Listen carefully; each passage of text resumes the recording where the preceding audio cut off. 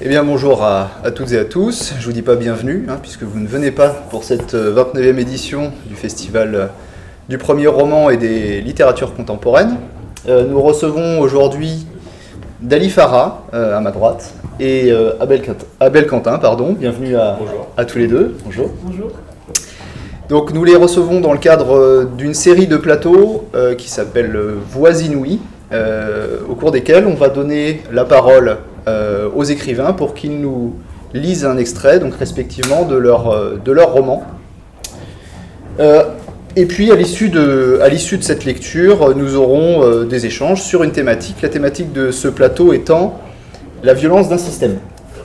Donc avant de vous donner la parole à tous les deux, je vais simplement introduire vos romans respectifs. Donc Dali Farah, vous êtes pour cette session en tout cas, sur votre deuxième roman chez Grasset, qui s'intitule Le Doigt, qui fait suite également au premier roman qui est dans la sélection 2020, si je ne me trompe pas, lecture en tête, premier roman. Le Doigt, qu'en dire, c'est l'histoire d'un doigt qui est celui d'une professeure de collège, de lycée, pardon. Ce doigt qui est un point de départ et un point d'arrivée également. Un doigt qui incite, qui vient de la violence, qui incite à la violence et qui se pose la question, je ne vais pas vous refaire le 4e de couverture, mais qui pose la question des origines de ce doigt et qui pose la question des causes et des conséquences. Donc on en reparlera. Et vous, Abel Quentin, c'est un premier roman que je vais vous emprunter, qui s'intitule Sœur et qui ne parle pas de radicalisation, mais qui parle de conversion à un islam radical par une jeune adolescente qui s'ennuie profondément, et on a tout un parcours chronologique, antichronologique, un empilement de plateaux de différents points de vue qui nous donne également un cheminement jusqu'à ce point d'arrivée qui est un attentat. Donc le point commun qu'on a vu chez Lecture en tête entre ces deux ouvrages, c'est la violence. Donc on en parlera après vos lectures respectives, et puis pour commencer, on commence avant le deuxième roman par le premier, donc je vais vous laisser la parole, Abel Quentin.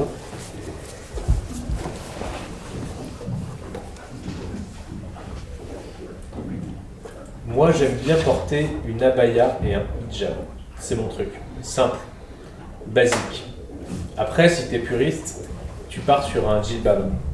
Mais là, faut grave s'accrocher. Dans la rue, tu te fais traiter de chauve-souris. Elles sont parties faire les emplettes en bande. Un frère les a conduites à Dijon et les attend dans la voiture, garée en double fil devant le magasin Souna Store, prête à porter pour femmes musulmanes, où elles s'amusent comme de petites folles, enfin dans la mesure où l'autorise la présence d'un vieux kabyle avec moustache et toque d'astrakhan qui sommeille sur un tabouret estropié en attendant que sa femme ait fait son choix. C'est-à-dire qu'elle pouffe en silence, les yeux baissés, ravie de jouer des chaperones avec Jenny, leur prise de guerre, ravie simplement d'être ensemble, de palper les étoffes et d'habiller comme une poupée limpétrante dans un remake halal de Pretty Woman. Jenny se laisse faire, ce n'est pas désagréable. On la pomponne comme une jeune mariée, elle est la mascotte, la bisu, la reine d'un jour, la califette qu'on prépare pour son bal des débutantes. Elle a abandonné sans aucun regret ses oripeaux de white trash lorsque Dounia le lui a demandé, à l'exception de ses extensions platine. Rien à faire. Avec sa gueule d'apprentie coiffeuse et son teint d'albâtre, elle fait un peu tache chez les salafistes. Elle a donné des gages pourtant. N'a-t-elle pas chouré la carte de son père le temps de virer 60 € sur la cagnotte Litchi, créée par Dounia pour aider un copain de Fouad, candidat au départ? Ce n'est pas du vol, l'a assuré Dounia. C'est un butin, une ganima. N'empêche que Jenny a pris un risque, et que sa main n'a pas tremblé. Mais il y a toujours une nuance de raillerie dans les yeux de Dounia, lorsqu'elle regarde sa sœur si franchouillarde, une inflexion dans sa voix qui la soupçonne d'être une dilettante, ou pire, d'être une flic. Jenny s'en veut presque d'être née dans une famille de vulgaires babtous. Et elle redouble de zèle pour montrer patte blanche. Si tu savais comme il me dégoûte, écrit-elle à Dounia qui éprouve une joie mauvaise à lui faire renier son propre sang. Jenny envie les sœurs, immigrées de deuxième génération dont la révolte est chimiquement pure, moins tordue que la sienne, plus légitime en fait. Dounia et les autres expliquent avoir subi, depuis leur plus tendre enfance, un racisme impitoyable. Genre, pose timidement Jenny. Alors les filles racontent les humiliations, les contrôles d'identité et les blagues douteuses, les petites vieilles du centre-ville qui changent de trottoir plutôt que de vous croiser, et surtout les regards. Quand les filles sont à court d'exemples, elles parlent des regards torves, soupçonneux, des regards débordants d'arrogance et de mépris, de la violence aussi. La plupart des sœurs viennent de quartiers propres, assez semblables à celui de Jenny. Tel n'est pas le cas de Dounia et de Nourzan, la Tchétchène, l'aînée de la bande, géante à la face pouponne, où rit une paire d'yeux bistrés. Les deux ont grandi à la Grande Pâture, la cité de Nevers, dont la simple évocation fait baisser la voix de Marion Marchand. C'était pas les quartiers nord de Marseille, mais c'était quand même Auch, ça dit les graves, ça bicrave, dit Dounia qui en sait quelque chose. Elles avaient vu les CRS chargés lors des émeutes de la Grande Pâture, il y a 6 ans, et les flammes des bagnoles carbonisées qui montaient jusqu'au 5e étage. Ces émeutes sont le souvenir de guerre qu'elles ressassent volontiers, comme on exhibe une cicatrice. Elles n'y avaient pas vraiment participé, mais elles étaient aux premières loges, littéralement au balcon. Jenny écoute, fascinée, ces récits homériques, où les flammes ne cessent de grandir à mesure que les deux filles surenchérissent, hilarent, des flammes qui bientôt grimpent jusqu'au toit, qui lèchent les nuages, chacune ajoutant un détail de son cru, les gars qui se sont réfugiés dans les anciens abattoirs avec un extincteur volé, l'école qui avait fermé, la meuf qui s'est fait courser par 3 CRS sur toute la longueur de la rue de la Fosse aux Loups avant de se faire serrer, tout ça. Et puis des heures d'ennui sur l'asphalte. Enfin, peut-on appeler cela de l'ennui, pense Jenny qui le trouve trépidant, leur ennui si riche de combines et de plans foireux, d'exploration urbaine, le tout emballé par leur faconde d'ancienne et débité à la sulfateuse. Raconte comment vous vous êtes convertie. Ma parole, tu lâches rien, toi, ma petite mangeuse de ralouf. S'il te plaît, raconte. L'islam, dans le récit de leur Jahiliya, arrive plus tard. Il infiltre une plaie qui soigne plus discrètement que les autres, plus douloureusement aussi, leurs parents. L'humiliation est d'abord celle du spectacle de ses parents trop humbles, qu'elle accuse d'être les gogos de l'intégration à la française. Dodu matrioshka à foulard bariolé qui se tue en faisant des ménages sans rien lâcher sur le col dont elle souligne leurs beaux yeux noirs qui ne savent plus pleurer. Père à moustache façon Omar Sharif qui rase les murs avec leurs filets de course, mal fagotés dans des manteaux trop grands. À entendre Dounia et ses potes, il n'y a qu'à les regarder courber l'échine pour avoir la rage. Pourquoi refusent-ils d'enseigner l'arabe à leur progéniture? Pourquoi se renient-ils à ce point? Ont-ils oublié les morts du métro Charolles, les tortures d'Ossarès, la noyade de Malik Oussekine, toutes ces choses qu'elles ont découvertes sur les forums internet, à défaut d'en avoir jamais entendu parler dans les dîners de famille, où l'on n'aborde jamais les vrais sujets? Où est la fierté? Où est la dignité quand on rampe devant l'ancien maître? Plus sûrement que les bavures policières et les contrôles aux faciès, c'est le spectacle de ces parents si résilients, effacés trimeurs, jouant le rôle des bons arabes sans jamais récolter autre chose que du mépris qui a mis l'orgueil de ces gamines à vif. Jenny n'a rien de tel à raconter. On ne lui a jamais demandé ses papiers d'identité, elle n'a jamais rencontré l'ex-dollar ni fait le guet au pied d'une barre d'immeuble. Pire, elle a été complice des koufars en lapant les QL marchands. Alors elle endosse franchement le costume du renégat et explique à ses nouvelles amies qu'elle se sent responsable, qu'elle veut réparer les crimes des siens. Son allégeance est une demande de pardon, genou à terre, et sa culpabilité le gage d'un engagement total. Vous ne le regretterez pas, supplie ses yeux avides. Lorsqu'elle rentra chez elle avec son voile, Patrick Marchand passait la tondeuse. Le soleil rasait les paraboles satellites et faisait scintiller les pignons en PVC dernière parade avant l'extinction des feux. L'herbe voletait sur le passage de la Black & Decker qui vrombissait comme un rafale. Le paternel portait son casque anti-bruit, pas peu fier d'avoir trouvé un second usage à son accessoire de maltrape. Il vit sa fille devant le portillon, se baissa tranquillement pour couper le contact, retira le casque et cala ses avant-bras sur le manche de la machine, en patron. Il fallait se lever tôt pour le mettre en défaut, le petit père. « Tu prépares pour Halloween ?» fut la réponse de Patrick Marchand à la conversion de sa fille à la religion du prophète Mohammed. Un hurlement de bête lui répondit. Derrière la baie vitrée du séjour, foudroyée en plein repassage par la vision de sa fille voilée, Marion Marchand venait de s'évanouir sur le tapis persan. Jenny s'était préparée à quelque chose de ce genre et elle se sentait capable de tenir une guerre de tranchées. Elle a traversé les derniers mètres qui la séparaient de la porte d'entrée, contourné le corps inanimé de sa mère et filé dans sa chambre sans dire un mot. Qu'il la regarde comme une bête de cirque, elle s'en foutait éperdument. Les mots de Dounia lui avaient tanné le cuir patiemment, revenant 100 fois sur l'ouvrage. La sourate de l'araignée était un leitmotiv efficace et son 8e verset sonnait doux aux oreilles des révoltés. Nous avons recommandé à l'homme d'être bon envers son père et sa mère. Mais s'ils te contraignent à m'associer, ce dont tu n'as aucune connaissance, ne leur obéis pas. Mieux, elle avait le devoir d'envoyer paître ceux qui l'astreignaient à une vie d'abjection, le nez dans le tiroir-caisse lorsqu'ils devaient chercher des étoiles. Maintenant, il faut que tu aies ton nom de Moudjahidine. Mon blaze, ma kunya, comme dit John, ouais, il sera comme une armure lorsque tu défendras nos frères. Un ange passe. Jenny voit des combats épiques, des trompettes étincelantes. Au pied de son cheval, les maîtres du swag mettent un genou à terre et implorent son pardon. Tu t'appelleras Shafia Al-Faransi, dit simplement Dounia. Shafia la française.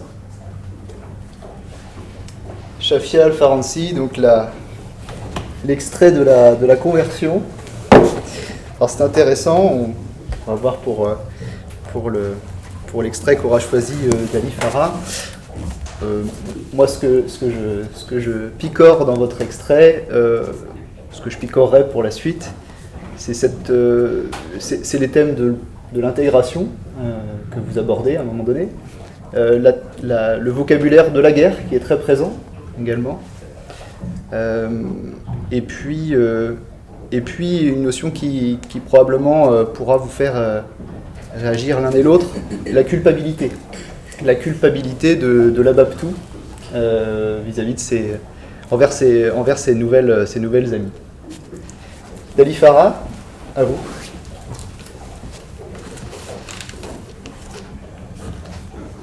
J'ai les nerfs.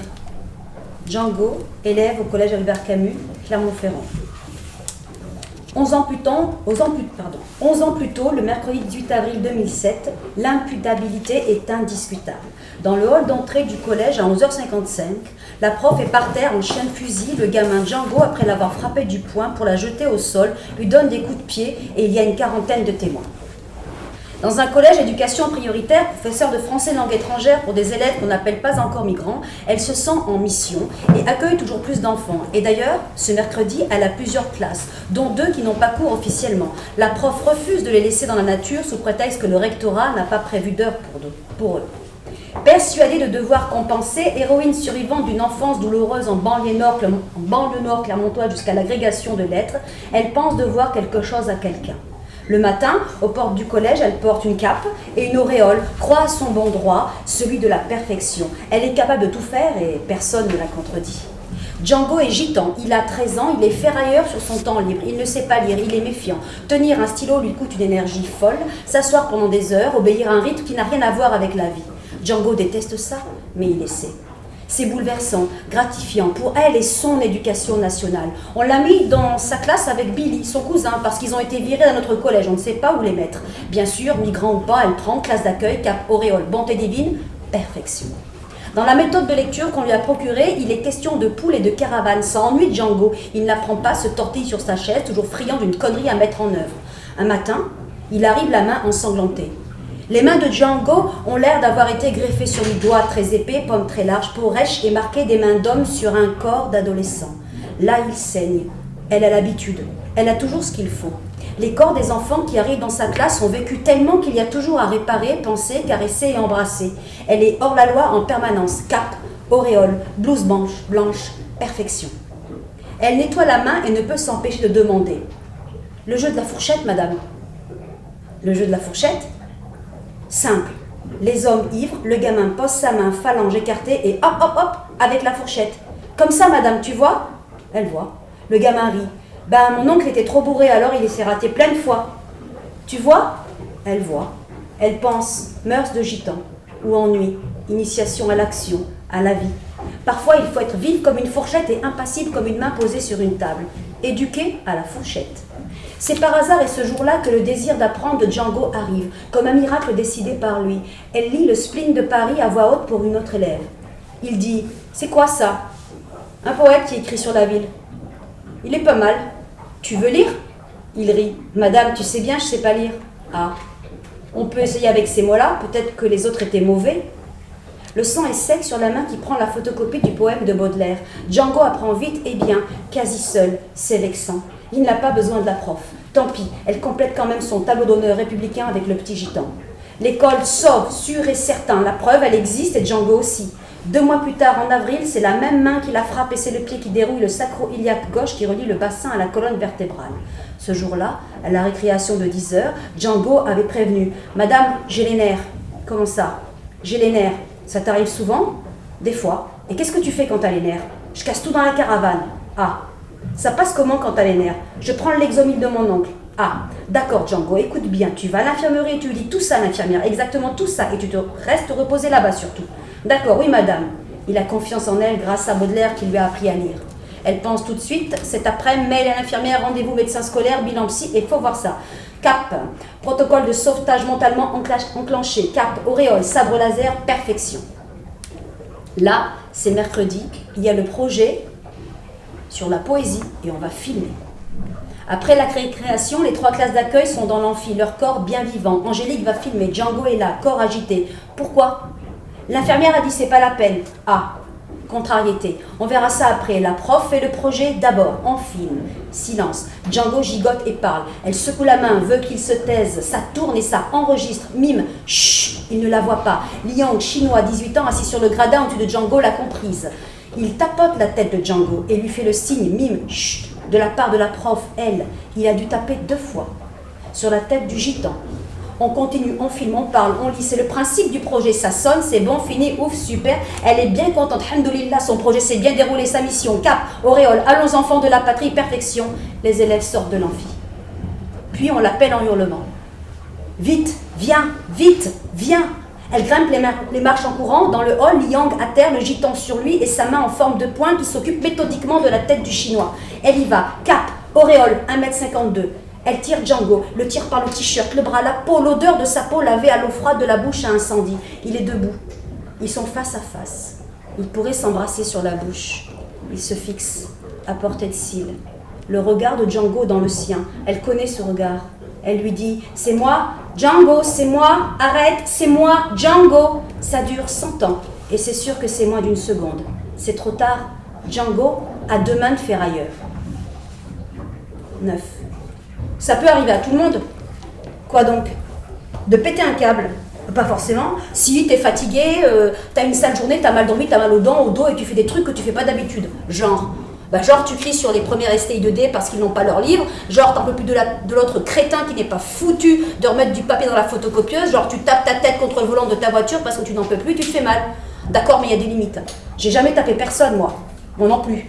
Un accident, ça arrive et personne n'a prévu que ça arrive. Personne se lève le matin en disant « Tiens, si quelqu'un traverse pas sur le passage piéton, je klaxonne. Si la personne réagit en faisant un doigt d'honneur, je l'intimide avec ma voiture. Je sors de la voiture, je l'insulte, la menace et je lui demande un nouveau doigt d'honneur. Et si elle s'exécute, je lui mets une énorme gifle en prenant mon élan. Et ensuite, je me sauve avec ma Peugeot rouge, dernier modèle. » Une fois, j'ai failli dégommer Mimimati. Hein ? C'est ma première année de prof, premier salaire, je reviens d'Angleterre, c'est la première fois que j'ai mon argent à moi. J'ai envie d'offrir des cadeaux à toute ma famille, surtout à ma grand-mère, je lui ai pris un tableau, une gravure, il y avait un cadre doré avec un liseré-vert. Je le tiens dans mes bras, ça me bouche un peu la vue. Je suis à la gare, il y a beaucoup de monde. Devant moi, je vois un espace, je m'engouffre de bon cœur et bim. Je comprends vite que j'ai percuté un nain, enfin une personne de petite taille quoi. Et là, je dis un truc très con. Putain, je vous avais pas vu. J'ai pas baissé la tête parce qu'elle n'est pas si petite que ça, mais quand même. C'est après en partant que je me suis rendu compte qu'en plus c'était Mimi Mati. Mais elle a dit quoi? Rien, elle m'a rien dit. Moi, une fois, j'ai vu Herbert Léonard aux prises uniques de Clermont-Ferrand au rayon maquillage. 10. François est rigoureux. Il veut connaître le suivi de l'enquête et demande. Il en est où le bastonneur? Elle ne sait pas. La précision des faits n'intéresse pas la prof allongée. La vie du type à la 208 ne la concerne pas. Qu'est-ce qui leur arrive à ceux qui frappent? Que peut-elle faire contre eux? Se sentir victime est une chose, le raconter c'est bien, mais aller le crier sur les toits publics et judiciaires pour le prouver, c'est pas pareil, c'est gênant et effrayant. Pourtant, passé l'hésitation coupable de la délation, le pli est pris, c'est le dépôt de plainte. Le lendemain de sa raclée gitane, en se tordant le cou devant le miroir, elle observe le large hématome sur son sacro-iliaque gauche. Vertige et larmes. Il lui faut un coupable. Il faut porter plainte. Contre Django. C'est impossible à nier. Elle se rend à la gendarmerie. Le gentil gardien de la paix bredouille d'une timidité étonnante en la guidant dans l'étroitesse de la cage d'escalier. Le bureau est minuscule, l'homme tape à 2 doigts, aligne les fautes d'orthographe et s'excuse face à la prof de français. Le procès verbal commence par épouse 2, enchaîne par fille 2 et 2, puis nationalité, puis profession et domicile, numéro de téléphone, et arrivent les faits, situés dans le temps scolaire et littéraire suite à la fin d'un cours de poésie. Elle raconte sa dérouillée au moins d'un ferrailleur gitan amoureux de Baudelaire. Coup debout, coup au sol. Il y a eu prolongation.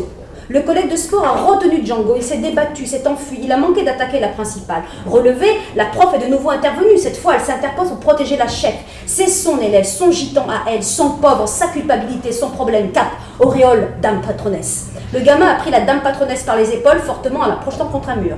La bravoure kamikaze n'étonne pas le gendarme, il aurait fait pareil. Django détale et disparaît au bout d'un couloir, le dos du gamin s'éloigne et signe l'échec d'une adolescence que l'héroïne ne sauvera pas. Corps ployé, elle abandonne, se dirige vers la salle des profs à l'étage. Django a contourné le bâtiment central grâce à l'architecte. Il se retrouve de nouveau face à face. Il est en haut des escaliers et elle au milieu. Deuxième prolongation. Celui-ci m'a poussé contre la rambarde volontairement et je n'ai pas souvenance d'avoir ressenti une douleur. Django s'est sauvé de lui-même. Il s'est sauvé en dehors de l'enceinte scolaire sans aucune précision, précise le gendarme, qui s'arrête avec satisfaction sucrée sur le mot souvenance qu'il a choisi tout seul. La prof victime trouve ça émouvant. Le militaire essaie d'avoir du style pour cacher sa honte orthographique. Les cancres ne virent pas tous délinquants. S'ensuit la description du gamin, de type manouche, âgé de 13 ans, de corpulence trapue, les cheveux coupés courts et de couleur noire, les yeux couleur vert clair, une petite barbichette sur le menton et taillé verticalement, le visage marqué et les oreilles décollées. Quand elle donne l'âge, elle a honte. Un gamin de 13 ans lui a tapé dessus. Le gendarme écrit « menton » au lieu de « menton ». Elle se dit que Django est la plus âgée, ça la rassure. L'officier note le professeur de lettres, sans S. Coupable de témoigner comme victime, elle demande au militaire d'ajouter une phrase qu'il formule comme un juge assistant social. M'adarche de la dite plainte et surtout pour que différents services tiennent en charge ce jeune qui me paraît violent avec un besoin d'aide flagrant et urgent. Le gendarme s'appelle Noël parce qu'elle trahit le pacte de non-agression. Elle n'est pas censée porter plainte contre sa race. Elle est gitane, elle est portugaise, népalaise et chinoise. Elle est tous ces migrants réfugiés de sa classe. Merci Dalifa. Eh bien,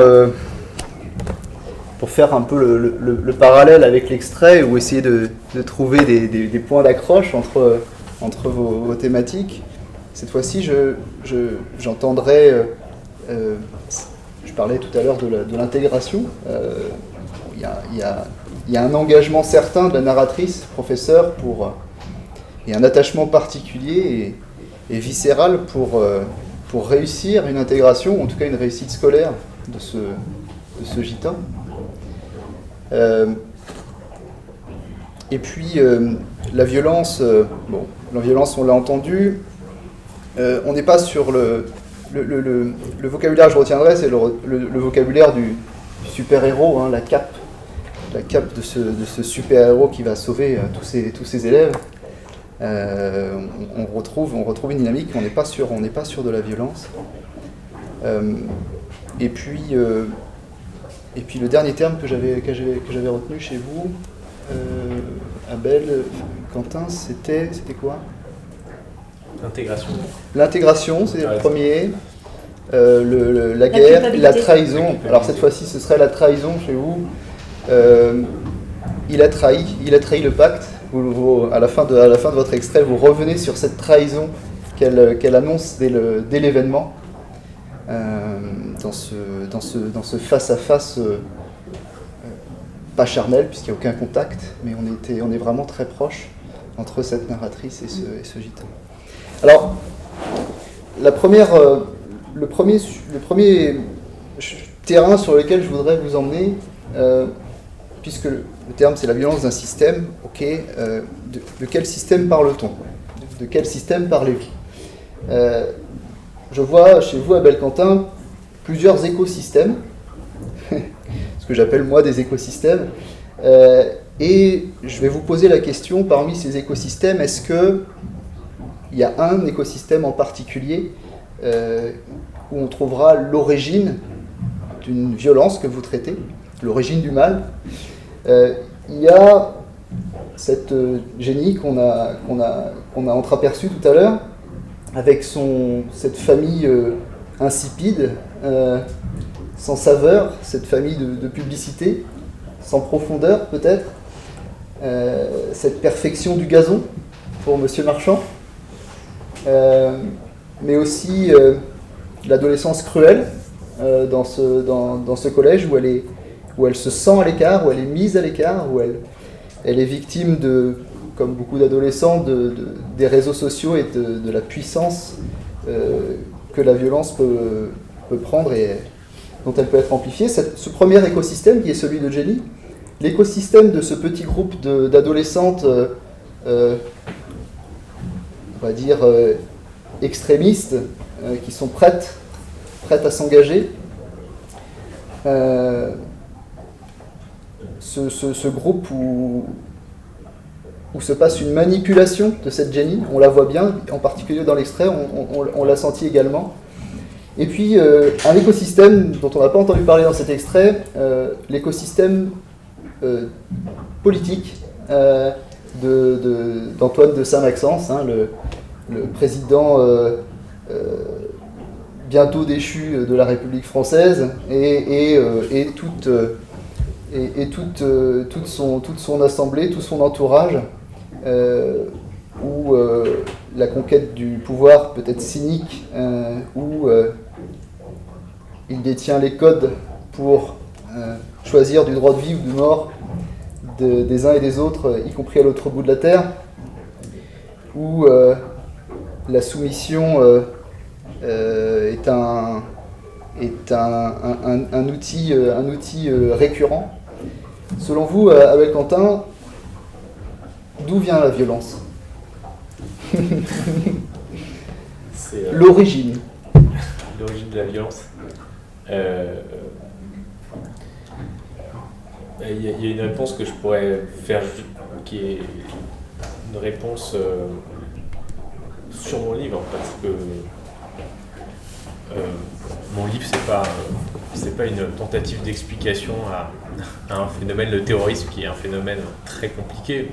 C'est donc une histoire, et l'histoire que je fais, que j'essaie d'écrire, elle, comme vous avez parfaitement raison de le dire, elle est à la frontière de plusieurs écosystèmes, et j'aime bien l'expression d'écosystème parce que elle est à mon avis à la fois moins ambitieuse et plus juste que l'expression de système, de violence systémique. On entend parler de racisme systémique en ce moment. Moi, qui sont des expressions avec lesquelles j'ai un peu plus de mal parce que elles prétendent tout expliquer de façon trop facile. Et les écosystèmes, c'est quelque chose de plus terrien, de plus concret. Et donc, c'est vrai qu'il y a une violence qui vient de l'ennui, il y a une forme de... Mon héroïne, quelque part, c'est la fille de l'ennui, quoi. C'est une forme de... C'est un peu une Emma Bovary d'une petite ville qui est Nevers, qui est pas une ville particulièrement violente, mais elle habite dans une petite banlieue autour de cette ville. Donc elle, c'est plutôt l'ennui périurbain, l'absence de perspective exaltante. C'est l'adolescence qui est quelque chose de commun à tous les jeunes Français. Et puis son écosystème à elle va entrer en contact avec un autre écosystème qui est l'écosystème des jeunes embrigadés, alors les copines qui viennent d'endroits un peu plus chauds, d'autres aussi de petites banlieues tranquilles, qui eux ont plus, viennent d'un milieu musulman. Elle, c'est pas son cas, donc c'est une convertie. C'est pour ça que vous aviez raison de dire que c'est pas un roman sur la radicalisation, c'est un roman sur la conversion. Et puis, et donc ces deux, et qui portent une violence aussi, mais qui est une violence qui, elle, est aussi la résultante de l'ennui, mais aussi la conséquence de la violence quotidienne qu'on voit et qu'on a peut-être envie de recréer, de copier, comme par un espèce de réflexe, parce qu'on a vu des émeutes, parce qu'on a vu des voitures flambées, comme dans l'extrait que je lisais, parce qu'on a vu une certaine forme parfois d'impunité ou de désespoir, bien reproduit cette violence, mais l'islam radical présente cette force de mettre en perspective cette violence et de l'inscrire dans un grand récit, qui est un récit qui peut être aussi valorisant pour ceux qui s'y inscrivent, parce que c'est un récit qui permet à une ado, donc mon héroïne, Jenny Marchand, qui a une vie tout ce qui est de plus normal, tout à coup de devenir une sorte de combattante avec tout ce que ça implique d'épique quelque part. Elle est séduite par le côté épique du récit. Excusez-moi, j'en fais tomber mon téléphone. Elle est séduite par ce récit épique très manichéen où il y aurait finalement les mécréants contre les purs, et où l'humanité se divise en deux, et ce qui est un récit qui parle beaucoup à son adolescence, à sa jeunesse, à sa soif de radicalité aussi. Et puis il y a aussi la politique qui je dirais est aussi un milieu violent, mais une violence qui est bien plus qui est peut-être plus symbolique, qui est plus le fait de cynisme, d'ambition plus ou moins d'ambitions qui sont parfois totalement débridées, comme celle du ministre de l'Intérieur dans mon livre, qui lui n'hésite pas à souffler sur les braises de la xénophobie, et qui va en fait faire son miel de ce terreau très violent du pays dans lequel il se trouve. Et donc lui, il participe à cette violence de par ses responsabilités. Il participe, effectivement, il entraîne, il amplifie, comme vous dites. Et donc le fait générateur, en fait, puisque un peu comme je disais tout à l'heure, vos deux romans, vous, Abou Belkhantin, ce n'est pas ce que vous présentez en premier, contrairement au Doigt, qui est quand même l'entrée dans votre roman d'Ali Farah. L'attentat, vous, on le sait, ou on le pressent, c'est écrit entre les lignes du 4e de couverture, on sait que ça va se passer. Dans les deux cas, le point de départ, c'est le point d'arrivée. Et donc, pour revenir aux origines, vous, ce que je comprends, c'est que le fait générateur, c'est quand même cet ennui qui entraîne vers cet autre écosystème qui séduit Jenny. Alors je ne sais pas si c'est la violence qui la séduit, ou si c'est la façon dont elle est accueillie dans cet écosystème qui y a de la manipulation, évidemment, pour en arriver où elle est emmenée. Mais il y a aussi quand même, on voit bien, de la séduction et du ratissage pour faire adhérer à une idéologie qui donne une explication manichéenne, simple, et une réponse à tous ces maux, tous ces traumatismes. À cela se rajoute la couche politique et de cet autre écosystème. D'accord. Et d'Ali Farah, j'aurais un peu le même type de question, mais avec d'autres écosystèmes ou d'autres tableaux, puisque vous avez choisi le tableau ce que j'appelle un tableau, le tableau de Django, et ce premier face-à-face, ce premier tableau, enfin moi je considère qu'un premier tableau de violence dans le doigt. Il y a un deuxième tableau et ce tableau final du doigt, entre guillemets. Mais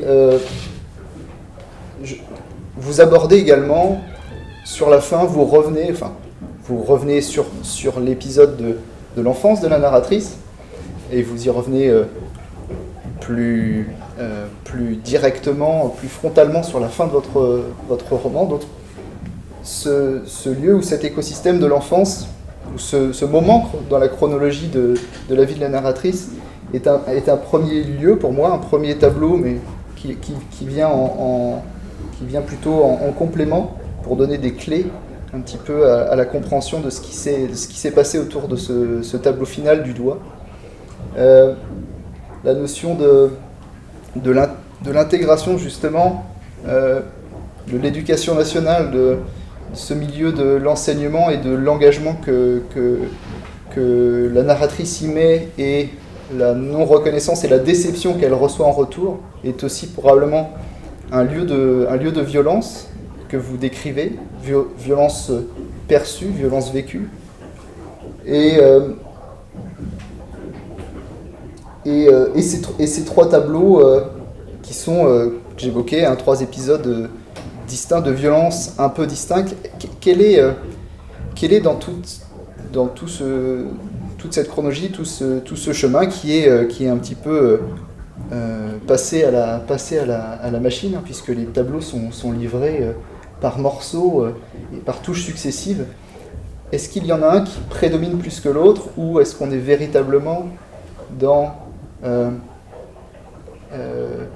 les conséquences d'une violence originelle? Bien.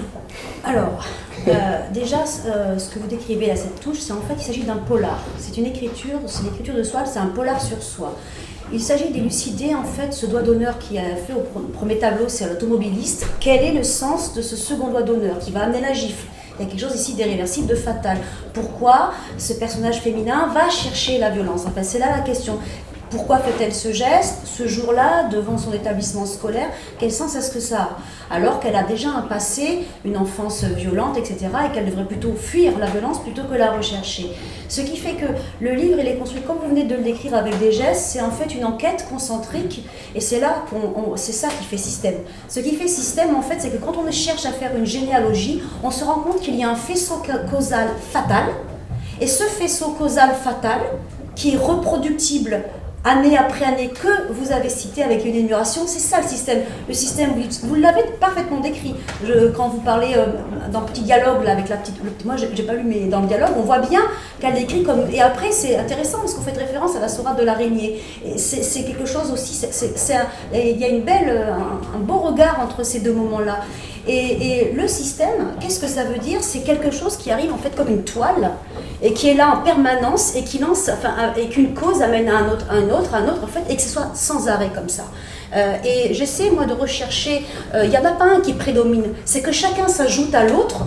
Là, dans le récit sur Django, on voit qu'au départ, en fait, on a la lecture du texte, on a l'histoire du jeu de la fourchette, et puis en fait, il a les nerfs, enfin, les choses s'enchaînent, tout, et après, c'est pour ça que j'ai fait ce petit dialogue en salle des professeurs, ça arrive, on ne sait pas pourquoi ça arrive, évidemment, parce que la violence, elle est partout. Lorsqu'elle fait effraction, c'est simplement que tout à coup, il y a une coïncidence fatale de choses qui font que la violence, du coup, surgit. Quand on n'est pas habitué à la violence, on a l'impression que c'est comme quand on voit passer une araignée, quoi. Si on reste toujours avec une araignée. Mais non, les araignées, il y en a partout des araignées. Et puis quand on a une maison, c'est normal qu'elles rentrent dans la maison, vu qu'elles sont là, elles rentrent. Et puis quand il fait un peu humide, etc. Non, par contre, on pousse un hurlement comme si l'arrivée de l'araignée était tout à coup un truc à penser comme une anomalie du réel, alors que la présence de l'araignée est complètement explicable, factuelle, dans une causalité simple. Et comme on n'est pas habitué à la violence, et comme on ne sait pas la penser, et comme on en est effrayé, effectivement, on va proche des narrations du surgissement, des narrations de l'incompréhension, parce qu'on ne sait pas. Et c'est normal.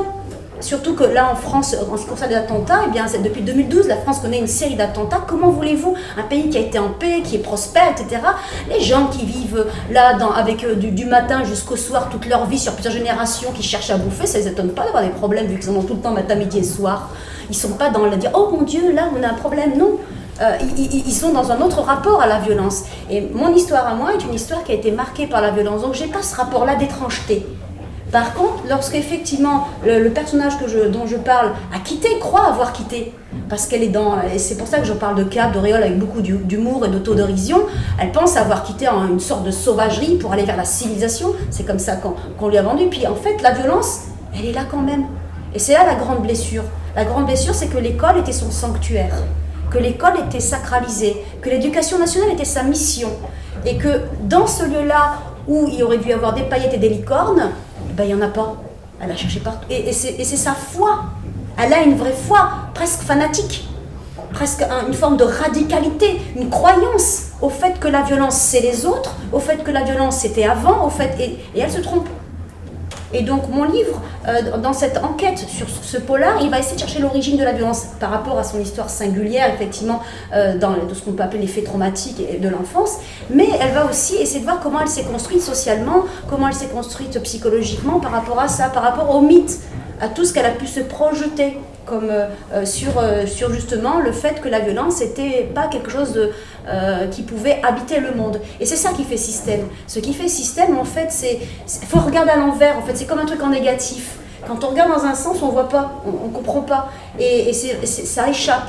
Mais quand on se remet de l'autre côté, on comprend mieux quand on regarde. C'est vraiment un faisceau causal, un faisceau. Et est-ce qu'elle a compris ? Est-ce qu'elle a compris à la fin de notre roman ? Tout à fait. Je me pose la question, est-ce qu'elle a compris ? Oui, tout à fait. Le polar était élucidé, le geste était élucidé, et il est élucidé justement dans l'enquête où finalement elle se découvre des impostures. C'est pas une abaya, mais c'est son costume de prof, c'est son costume de femme qui réussit, c'est son costume qu'elle a même pas mal, je dis ça même pas mal, son costume de femme qui finalement, qui est au-dessus en fait, il y a une forme de méritocratie, et tous ces mythes-là, lorsqu'ils tombent à cause des faits, parce qu'elle refuse que les mythes tombent. Et lorsque les impostures tombent, elle se retrouve, moi je décris une scène où il y a comme ça, quand il y a des coupables, là, quand on voit et on doit choisir c'est qui le coupable, elle voit toutes ces impostures. Et elle se voit coupable elle-même du crime, enfin de ce qu'elle a subi. Et lorsqu'elle voit ça, quand les impostures tombent, elle découvre quelque chose de merveilleux qui est sa propre vulnérabilité, et qu'elle est en devoir d'aimer. Et donc la narratrice, au fond, avec ce doigt, finalement, elle s'est peut-être fait à elle-même, au fond, dans un espèce de arrête, stop, quoi. Eh bien, découvre, et ça c'est l'issue c'est une forme de nudité. Une nudité qui va être celle de la littérature, celle du juste, celle de tant pis, je laisse tomber les vêtements. Maintenant, je vais y aller nue. Et il n'y aura plus d'imposture. Mais la fatalité que vous décriviez tout à l'heure, ce n'est pas son explication. Elle si je ne me trompe pas, elle sent que... Et elle parle de fatalité, mais elle parle aussi, à un moment donné, elle se questionne. D'ailleurs, il y a tout un... En fait, elle se questionne effectivement tout au long du roman. C'est vraiment ça. Elle avance pas à pas, mais moi, jusqu'au bout, je me demande si elle répond à cette question-là. Mais ce que je voulais dire, c'est que... Est-ce que c'est une fatalité ou est-ce que elle reste convaincue qu'elle est la cause de cette violence, qu'elle est bien la chercher. Oui, mais dans le faisceau causal, elle participe. Évidemment, et ça c'est le plus dur à accepter, c'est de penser sa participation au mal qu'on subit. C'est le plus difficile à penser, parce que c'est quelque chose qui va amener à regarder ces laideurs et à les aimer, à accepter ces laideurs, parce que personne n'en est exempt. Et finalement, ces laideurs-là, elles permettent de vraiment penser la violence. Parce que si on veut vraiment faire des schémas et puis ne pas s'interroger, même en tant que victime, sur l'état de victime, on ne pense pas.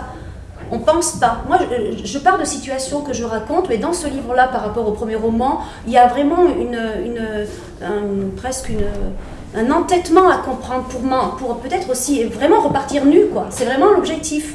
C'est qu'après, quand tu as vraiment tout déplié, tu as fait tomber les impostures et tu es dans une émancipation possible. Tu n'es plus la proie, tu n'es plus une guerrière, tu n'as plus à l'être. C'est tant pis, t'es nu, vas-y, marche. C'est pas très grave. C'était la question à laquelle je voulais aboutir. C'était quel serait l'enseignement pour votre personnage ou pour vous-même de ce chemin qui est votre roman. J'en ai une part de réponse hein, pour votre personnage. Abel Quentin, j'avais exactement la même question. Et vous avez commencé à y répondre tout à l'heure en disant « mais je ne prétends pas expliquer le terrorisme ».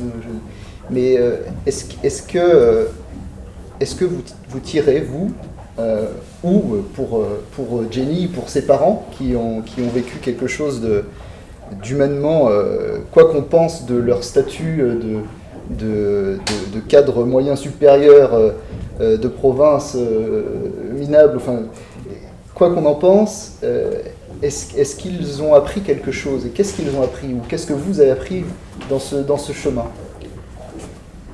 Moi, par rapport à ce que disait Dali, qui décrivait un personnage, en tout cas quand j'entends parler assez solaire de professeur, et surtout un personnage qui se dénude pour aller vers une vérité, quoi, qui abandonne des oripeaux comme ça, des fausses identités ou peut-être des mensonges pour se rencontrer elle-même. Moi, c'est presque un peu le chemin inverse parce que mon personnage, il va d'aveuglement en aveuglement et son dernier geste, c'est un geste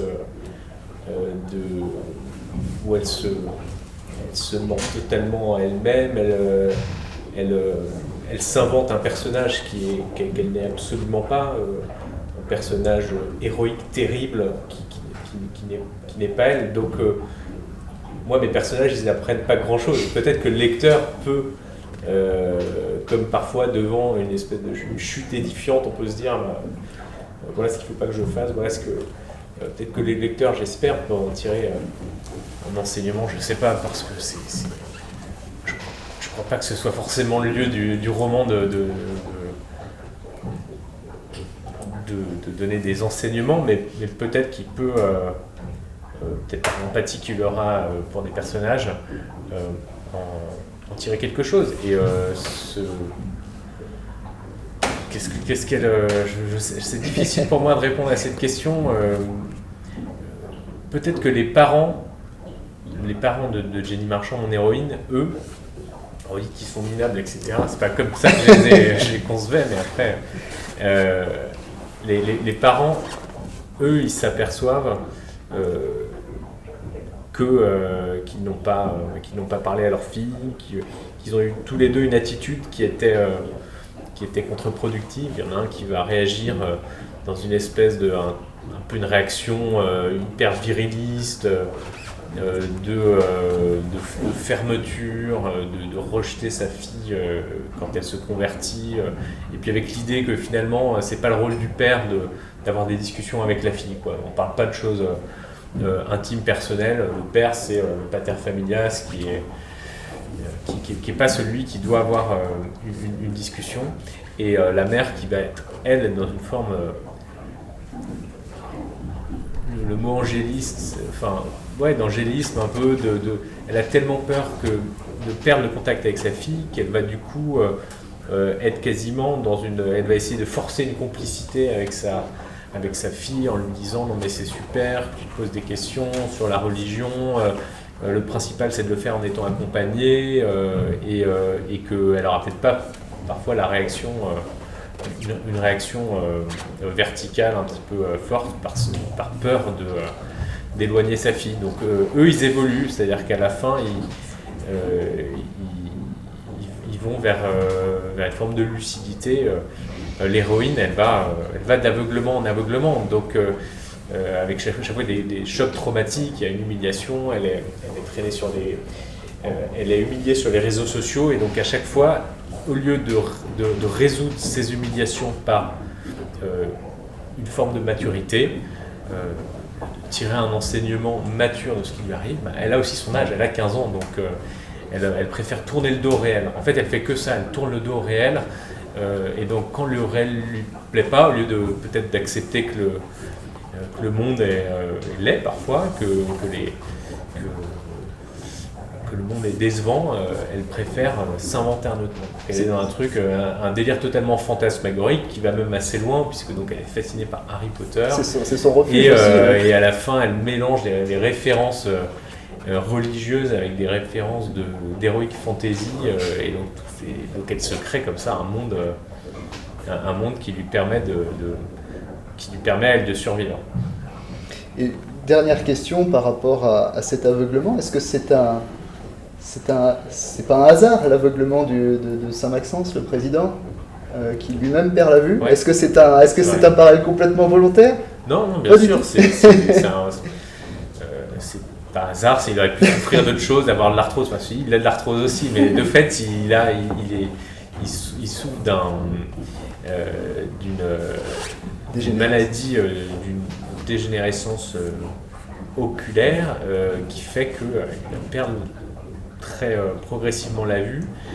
Il n'a pas été opéré en temps et en heure, et donc il y a quelque chose un peu d'inéluctable et bien sûr qui lui raconte un autre aveuglement, qui raconte l'aveuglement de ceux qui planent au-dessus des simples mortels et qui eux ont une cécité qui est peut-être moins excusable aussi parce qu'ils ne veulent pas voir ce qui leur est abondamment commenté, décrit par des notes que leur donne leur conseiller. Et alors lui, c'est un espèce de... Bon, c'est un président, c'est un peu le vieux roi fainéant, un peu radical socialiste, qui est